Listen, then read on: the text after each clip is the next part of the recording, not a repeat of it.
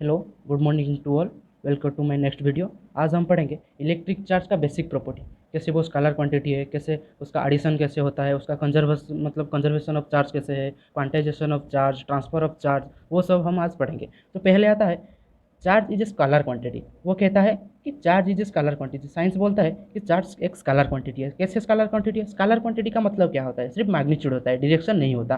तो मतलब scalar quantity के लिए क्या, एक चार्ज चाहिए। लेट ये पी पोजीशन में एक चार्ज है, यहाँ पर वो प्लस क्यू हो सकता है, और यहाँ पर और एक एग्जांपल लेके वो क्यू पोजीशन में माइनस चार्ज है। तो यहाँ पर क्या, मेरा एक पॉजिटिव चार्ज है और एक नेगेटिव चार्ज है। यहाँ पर इसका कुछ भी मास होगा, कुछ भी मैग्नीट्यूड होगा।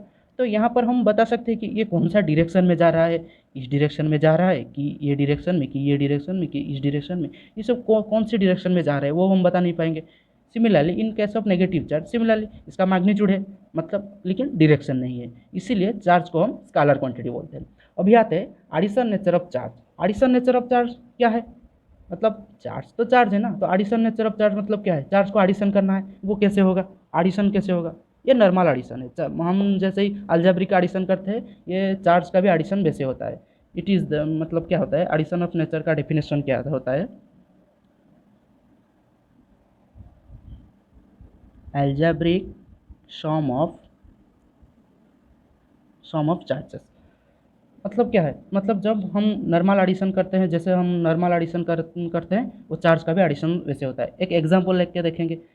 यहाँ पर एक एलिमेंट है, इसका 1 कूलम चार्ज है, और एक है उसका -2 कूलम चार्ज है, और एक है उसका -3 कूलम चार्ज है, और एक है उसका 5 कूलम चार्ज है। अगर हमको क्वेश्चन आएगा ये सभी का एडिशन कितना होगा, मतलब ये चार्ज और ये चार्ज, ये चार्ज, ये चार्ज, सबका एडिशन कितना होगा, तब हम क्या बोलेंगे? Normal addition.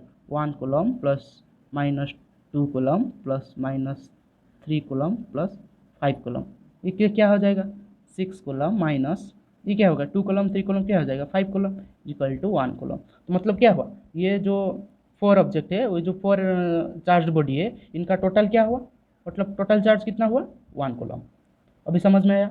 अभी आता है कंजर्वेशन ऑफ चार्ज को। मतलब चार्ज कैसे कंजर्व होता है? कंजर्वेशन का मतलब क्या है? कंस्टेंट, मतलब एक आइसोलेटेड सिस्टम में रिमेन्स कांस्टेंट होगा। वो चार्ज भी हो सकता है, वो एनर्जी हो सकता है, वो जो भी कुछ हो सकता है। कंजर्वेशन मीन्स हम ना कि क्रिएट कर सकते हैं, ना कि डिस्ट्रॉय कर सकते हैं, सिर्फ एक बॉडी से दूसरी बॉडी को ट्रांसफर कर सकते हैं, इसीलिए वो रिमेन्स कांस्टेंट है। वो उसका डेफिनेशन देखिए, the law of conservation of charge टेस्ट that the total charge is an isolated system remains constant. मतलब टोटल चार्ज रिमेन्स कांस्टेंट होगा। कैसे होगा? एग्जाम्पल लेके समझेंगे।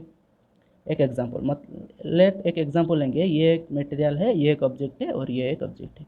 तो क्या हुआ, मतलब हम तो पहले क्लास में डिस्कशन कर चुके हैं कि चार्ज एक बॉडी से दूसरी बॉडी को कैसे ट्रांसफ़र हो सकता है। यहाँ पर समझ लीजिए, मानिए कि यहाँ पर दो इलेक्ट्रॉन ट्रांसफ़र हुए।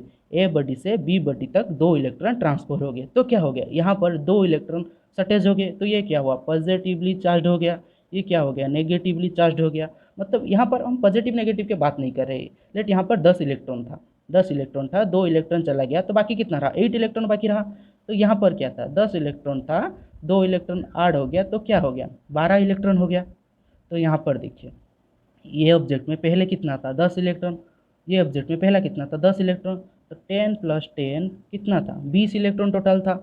अब उसका बाद जब चार्ज हो गया, क्या हो गया? यहाँ से 2 इलेक्ट्रॉन चला गया, तो यहाँ पर बचा कितना? 8 इलेक्ट्रॉन। यहाँ पर आ गया कितना? 12 इलेक्ट्रॉन। तो क्या हुआ, 8 इलेक्ट्रॉन प्लस 12 इलेक्ट्रॉन क्या हो गया? 20 इलेक्ट्रॉन। अब देखिए, पहले जितना था, चार्ज होने से पहले जितना इलेक्ट्रॉन था, बाद में भी उतना उतना इलेक्ट्रॉन हो गया। मतलब यहाँ पर सिर्फ क्या हो गया है? ट्रांसफ़र हो गया, इलेक्ट्रॉन इलेक्ट्रॉन तक ट्रांसफ़र हो गया है। अभी देखिए, यहाँ पर क्या हुआ? इलेक्ट्रॉन चार्ज ज़्यादा हो गया, यहाँ पर क्या हो गया? कम हो गया। तो जहाँ पर ज़्यादा हो गया वहाँ पर क्या होता है? क्रिएशन होता है, और जहाँ पर घट जाता है उसको एनिहिलेशन बोलते हैं। यहाँ पर हम दो इलेक्ट्रॉन जो एक्स्ट्रा पाए, वो हम क्रिएट कर सकते हैं क्या? हम क्रिएट नहीं किए, हम सिर्फ ट्रांसफ़र किए। और ये जो पहला बॉडी है, यहाँ पर एनिहिलेशन हुआ क्या? नहीं। डिस्ट्रॉय हुआ क्या? नहीं, डिस्ट्रॉय नहीं हुआ। वो क्या हुआ? सिर्फ ट्रांसफ़र हो गया, एक बॉडी से दूसरी बॉडी तक ट्रांसफ़र हो गया। तो कंजर्वेशन ऑफ चार्ज यही बात बोलता है कि एक बॉडी से दूसरी बॉडी तक सिर्फ चार्ज को हम ट्रांसफ़र कर सकते हैं, लेकिन चार्ज को डिस्ट्रॉय नहीं कर सकते, कि चार्ज को क्रिएट भी नहीं कर सकते। लेकिन क्या होता है, ये जो हमारा एटम बम है और न्यूक्लियर बम है, उसके केस में क्या होता है? वो एक्चुअली इलेक्ट्रॉन डिस्ट्रॉय हो जाता है। यहाँ पर हमने क्या जाना कंजर्वेशन लॉ में, इलेक्ट्रॉन को और हम चार्ज को डिस्ट्रॉय नहीं कर सकते, वो इलेक्ट्रॉन हो कि प्रोटॉन हो, वो जो भी हो, हम चार्ज को डिस्ट्रॉय नहीं कर सकते। लेकिन न्यूक्लियर बम और एटम बम में एक्चुअली क्या होता है, इलेक्ट्रॉन डिस्ट्रॉय कर सकते। तो ऐसा क्या हुआ, ये तो कंजर्वेशन लॉ को फॉलो नहीं कर रहा है। तो वहाँ पर क्या होता है, वहाँ पर जो इलेक्ट्रॉन होता है वो इलेक्ट्रॉन का एक एंटी पार्टिकल होता है, ये एक पार्टिकल है और उसका एंटी पार्टिकल होता है। इसका एंटी पार्टिकल को हम बोलते हैं पॉजिट्रॉन। उसका स्पेलिंग क्या है, POSITRON। ये जो पॉजिट्रॉन है, इलेक्ट्रॉन का मास जितना है, इसका मास जितना है, इसका मास उतना है, सेम क्वांटिटी है। लेकिन इन दोनों में फ़र्क क्या है, ये नेगेटिव क्वांटिटी है, ये पॉजिटिव क्वांटिटी है। मतलब इलेक्ट्रॉन को कैंसिल आउट करने के लिए ये जो पॉजिट्रॉन नाम का एक जो एलिमेंट है, वो इलेक्ट्रॉन को मतलब क्या करता है, ये इलेक्ट्रॉन को कैंसिल आउट करता है। इसको हम क्या बोलते हैं, इट इज ए सब atomic molecule. It is a सब एटॉमिक पार्टिकल और सब एटॉमिक मॉलिक्यूल। वो क्या करता है, इलेक्ट्रॉन को कैंसिल आउट करता है। तो होता क्या है, वो जो न्यूक्लियर बम और एटम बम में होता क्या है, वो इलेक्ट्रॉन डिस्ट्रॉय हो गया। वो जो इलेक्ट्रॉन तो हम डिस्ट्रॉय नहीं कर सकते, वो क्या हुआ, उसी टाइम एक पॉजिट्रॉन नाम का सब एटॉमिक के साथ ये इलेक्ट्रॉन का क्या होता है, रिएक्शन होता है। तभी क्या होता है, इलेक्ट्रॉन कैंसिल आउट हो गया है। अभी समझ में आया कंजर्वेशन ऑफ चार्ज। अब हम क्या पढ़ेंगे, quantization of charge. Quantization of charge क्या है, हम तो कंजर्वेशन जान लिए कि यहाँ से इलेक्ट्रॉन वहाँ तक चला गया, हम उसको डिस्ट्रॉय नहीं कर सकते, उसको क्रिएट नहीं कर सकते। क्वांटाइजेशन क्या है, क्वांटाइजेशन का मतलब है, देखिए यहाँ पर एक ऑब्जेक्ट था ए और दूसरा एक था बी। इसमें प्रोटॉन होगा, इलेक्ट्रॉन भी बहुत सारे होगा, प्रोटॉन होगा, बाहर हम इलेक्ट्रॉन घूम रहे हैं। यहाँ पर न्यूक्लियस में क्या होगा, प्रोटॉन होगा, इलेक्ट्रॉन बाहर उसके ऑर्बिटल्स में क्या कर रहे हैं, घूम रहे होंगे। तो ये बता रहा है कि यहाँ पर जो इलेक्ट्रॉन है, इलेक्ट्रॉन का चार्ज कितना है, चार्ज ऑफ इलेक्ट्रॉन क्या है, 1.6 इंटू 10⁻⁻19 कूलम। ये क्या है, इलेक्ट्रॉन का चार्ज है। मतलब एक इलेक्ट्रॉन का चार्ज इतना है, तो एक ही ऑब्जेक्ट में कितना सारा इलेक्ट्रॉन होगा, वो कितना क्वांटिटी का चार्ज होगा, बहुत सारे इलेक्ट्रॉन होंगे ना। तो एक इलेक्ट्रॉन का चार्ज अगर इतना हुआ, तो ये ऑब्जेक्ट का टोटल क्वांटिटी कितना होगा, टोटल चार्ज का क्वांटिटी कितना होगा, उसको डिफाइन करने के लिए क्वांटाइजेशन ऑफ चार्ज का इन्वेंशन किया गया। तो according to quantization of charge, Q is equal to NE। यहाँ पर हो यार Q क्या है, अमाउंट ऑफ चार्ज और टोटल चार्ज। यहाँ पर E क्या है, इलेक्ट्रॉन है, इलेक्ट्रॉन है। अगर यहाँ पर प्रोटॉन होगा तो क्या हो जाएगा, पॉजिटिव हो जाएगा, और इलेक्ट्रॉन होगा तो क्या हो जाएगा, नेगेटिव हो जाएगा। और सबका चार्ज, इलेक्ट्रॉन का चार्ज जितना है, प्रोटॉन का भी चार्ज उतना है। तो यहाँ पर n क्या हो गया, n is a integer, integral number. n क्या है, इंटीग्रल नंबर है। तो उसका डेफिनेशन में आता है, तो it is an integral multiple of certain smallest unit of charge. मतलब ये क्या बोलता है, ये जो फॉर्मूला देखिए, Q is equal to NE। तो क्वांटाइजेशन ऑफ चार्ज क्या है, तो total charge is equal to जितना अमाउंट ऑफ इलेक्ट्रॉन होगा कि प्रोटॉन होगा, तो n उसको डिफाइन करेगा, और E किसको डिफाइन करेगा, चार्ज को डिफाइन करेगा। तो ये है हमारा क्या, क्वांटाइजेशन ऑफ चार्ज। इसके ऊपर में हम थोड़ा प्रॉब्लम करेंगे, 2-3 प्रॉब्लम करेंगे, तो हमको समझ में आ जाएगा, थोड़ा और ज़्यादा समझ में आ जाएगा। ठीक है, ठीक है। अभी क्वेश्चन क्या है, how many electron put together will make 1 coulomb of charge. मतलब ये क्या बोल रहा है कि कितना इलेक्ट्रॉन कितना इलेक्ट्रॉन को हम मिलाएंगे तो 1 कूलम ऑफ चार्ज हमको मिलेगा। मतलब क्या, यहाँ n पूछा है, इलेक्ट्रॉन का चार्ज तो हमको मालूम है, यहाँ पर हमको पता चल गया कि कितना 1 कूलम ऑफ चार्ज, तो चार्ज का अमाउंट भी पता चल गया। तो यहाँ पर निकालना क्या है, n निकालना है, मतलब कितना अमाउंट ऑफ इलेक्ट्रॉन। तो हमारा हम फार्मूला जानते हैं, Q is equal to NE। यहाँ पर गिवेन क्या है, given Q is equal to 1 coulomb given है। अच्छा ठीक है, वो charge of electron equal to क्या होता है, 1.6 इंटू 10⁻, कितना है, -19 coulomb.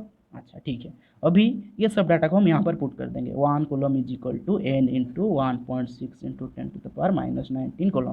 That simple that n equal to क्या आ जाएगा, यहाँ पर मल्टीप्लाई होकर है, यहाँ पर अपोजिट साइड को आ जाएगा, तो क्या हो जाएगा, डिवाइड हो जाएगा, 1/1.6 इंटू 10⁻⁻19।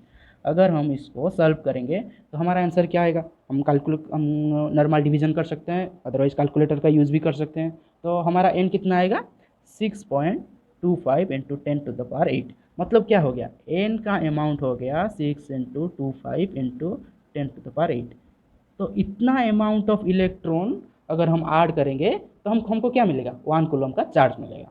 अभी समझ में आया ये प्रॉब्लम। सिमिलरली एक प्रॉब्लम मैं आपको दे दूंगा, आप उसको करेंगे, और आंसर जो आया मेरा कमेंट सेक्शन में आप दे देंगे, मैं नेक्स्ट क्लास में उसका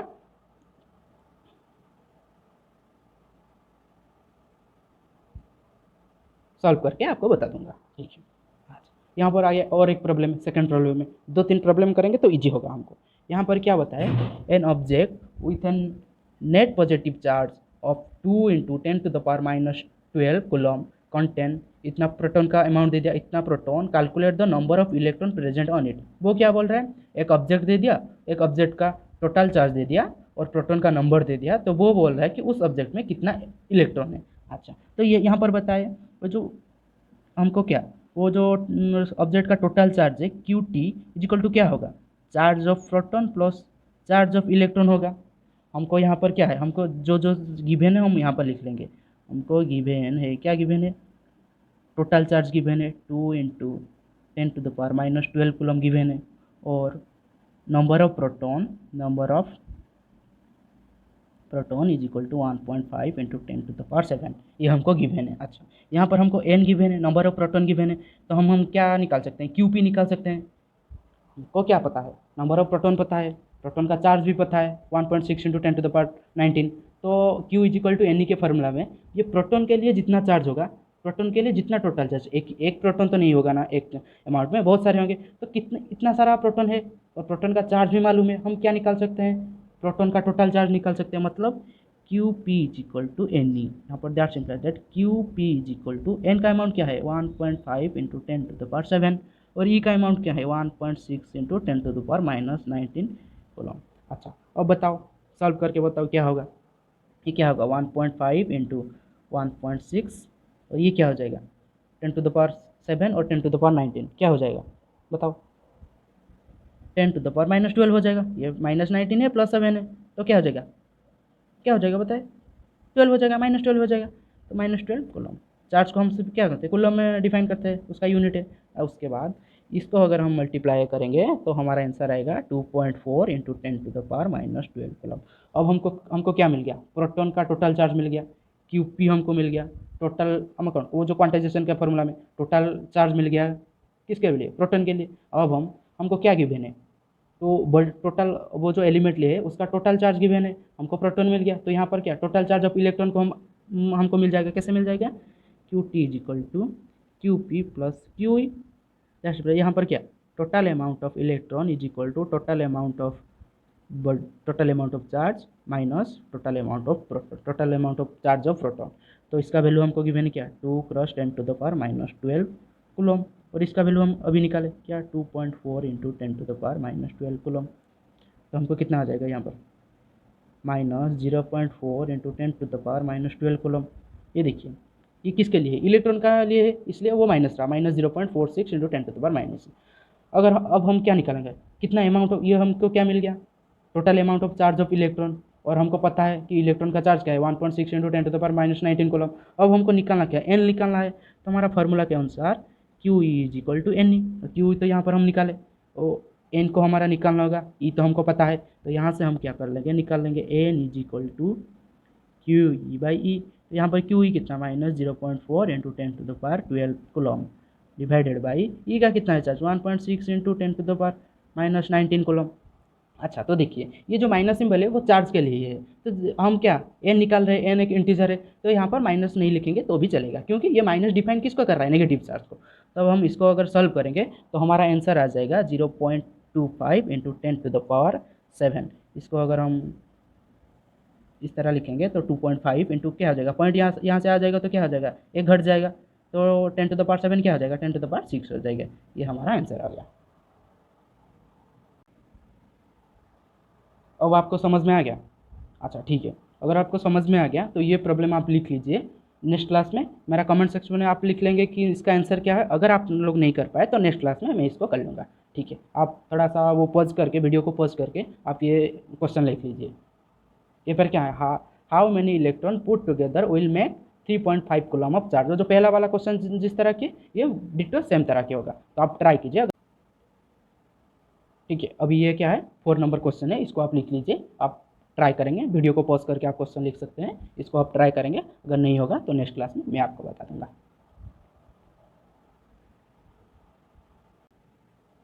ये अगला प्रॉपर्टी है चार्ज का, ये क्या बोलता है कि it takes place due to the transfer of charges, मतलब क्या, एक बॉडी से दूसरी बॉडी को चार्ज ट्रांसफर होता है, वो एक उसका रहा क्या प्रॉपर्टी रहा। और क्या बोलता है, ये हम पढ़े यहाँ पर एडिटिविटी ऑफ चार्ज, यहाँ पर वही बोल रहा है algebraic sum of charges on the system remains constant. मतलब क्या, यहाँ से 2 इलेक्ट्रॉन माइनस हो गया, वो उस सब्जेक्ट को 2 इलेक्ट्रॉन चला गया, तो क्या हो जाएगा, यहाँ पर -2, यहाँ पर +2 हो गया, तो -2 + 2 = 0, जो कि हम कंजर्वेशन लॉ में पढ़े। अगर समझ में नहीं आ गया तो कंजर्वेशन का थोड़ा बैक करके कंजर्वेशन का वो जो समझाया है उसको आप देख सकते हैं। यहाँ पर क्या है और अनदर क्या बोलता है, transference of charge shall stop when the two bodies have acquired same degree of electron. मतलब ये क्या बोलता है, मतलब वो तो चार्ज तो एक बॉडी से दूसरी बॉडी को मूवमेंट करेगा, कितने टाइम मूव करेगा, मतलब कितना टाइम मूव करेगा एक बॉडी से दूसरी बॉडी तक, कितना टाइम मूव करेगा, जब body same degree of electron में आ जाएंगे, मतलब इसको कुछ देना भी नहीं होगा और उसको कुछ लेना भी नहीं होगा, तभी तक वो क्या कर सकते हैं, वो चार्ज आपस में डिस्ट्रीब्यूट कर सकते हैं। और क्या बोलता है, it is not possible to transfer whole of the charge on the body to another. मतलब ये क्या बोल रहा है, ये पॉसिबल नहीं है। क्या पॉसिबल नहीं है, एक ऑब्जेक्ट से दूसरी ऑब्जेक्ट को टोटल चार्ज, मतलब जितना सारा चार्ज है सब दे देना। एक ऑब्जेक्ट, यहाँ पर ए एक ऑब्जेक्ट है, यहाँ पर बी एक ऑब्जेक्ट है, तो ये क्या बोलता है, यहाँ पर जितना सारा इलेक्ट्रॉन है, जितना सारा प्रोटॉन है, मतलब जितना सारा चार्ज है, वो एक दूसरे बॉडी को ट्रांसफर करना पॉसिबल नहीं है। सिर्फ 2, 3 और कुछ अमाउंट ऑफ ट्रांसफर कर सकते हैं, लेकिन ये टोटल बॉडी के चार्ज को हम इसमें ट्रांसफर नहीं कर सकते। आज का वीडियो अगर अच्छा लगा तो लाइक कीजिए, शेयर कीजिए एंड सब्सक्राइब कीजिए। और ये हमारा फिजिक्स का क्लास है। अगर आपको केमिस्ट्री में कोई डाउट है, तो अगर केमिस्ट्री में कुछ पूछना है, डाउट है और क्लास करना चाहते हैं, तो मैं एक डिस्क्रिप्शन बॉक्स में एक लिंक दे दूंगा, आप वहाँ से जाके केमिस्ट्री क्लास भी कर सकते हैं। Thank you.